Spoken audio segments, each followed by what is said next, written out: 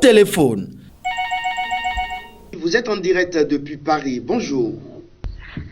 Oui, bonjour. C'est une nouvelle rubrique sur Guérit TV Monde.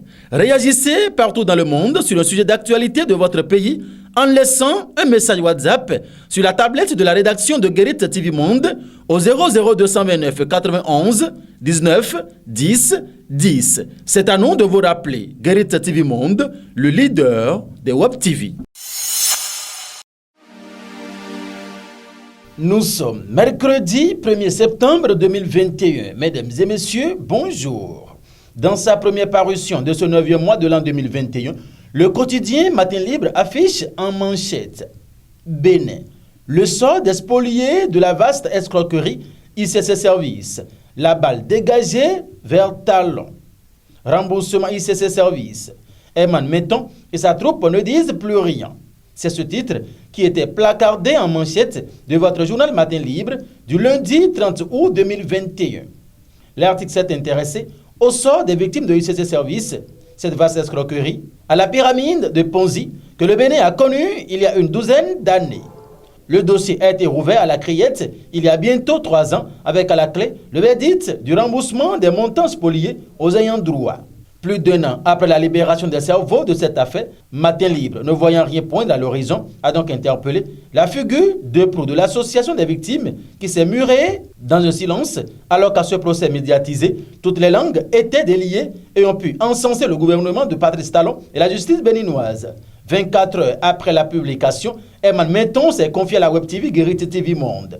On peut lire dans ses propos qu'il dégage le ballon vers le premier magistrat, le président Patrice Talon.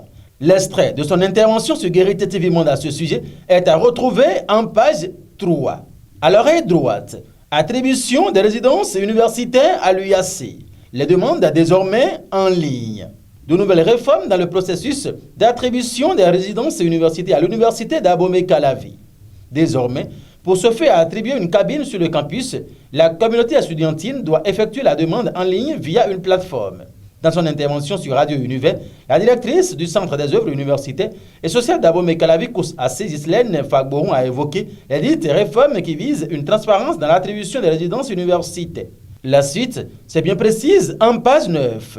Affaire à Yvon, Chambre des libertés, le sursaut inachevé. C'est un titre dont les détails sont donnés en page 3.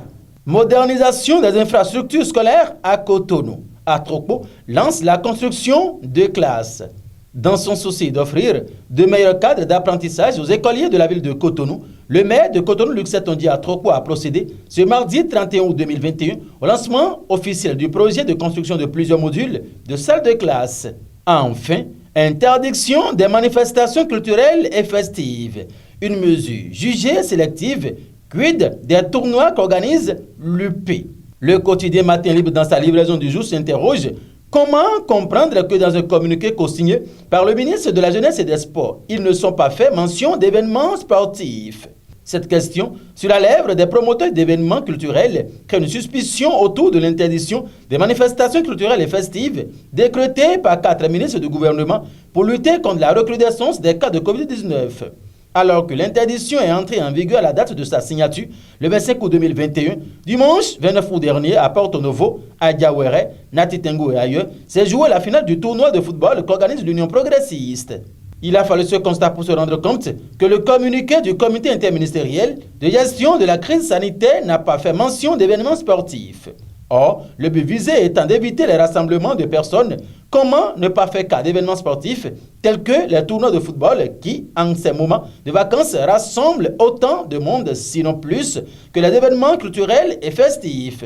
Du coup, le communiqué du gouvernement qui interdit les manifestations culturelles et festives est jugé sélectif puisqu'il fait la part belle au sport. Mesdames et messieurs, merci de nous avoir suivis et que Dieu fasse de ce mois de septembre un fructueux mois à chacun et à tous.